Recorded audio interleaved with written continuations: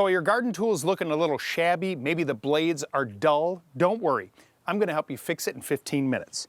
Now, you can tell that these tools have gotten a lot of use. Look at the residue on there from all the years of hedge trimming, and the blades got little nicks in them. It's just not sharp. I want you to get a hold of a rotary tool like this.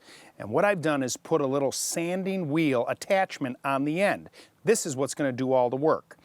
Now take a look at the blade. You can see how there's an angle here, that little blade, just like if you were to have a knife in the kitchen. Same on the other side. I want you to open this tool up, fire this thing on, and then with the sander, gently go along this side here to clean this up. The nice thing about using a sanding wheel is that you have more control as opposed to using a stone wheel, and you just go nice and easy. You see, I don't have to worry about being too aggressive on there, but as I'm cleaning this up, I'm taking the nicks off this blade. Now be careful when you put your finger across there, but it should be nice and smooth. Those blades now are going to work so much better, and the tool is just going to be easier to use. Now one more thing, before you put this away for the winter, I want you to get some lightweight oil, and I want you to spray the entire tool.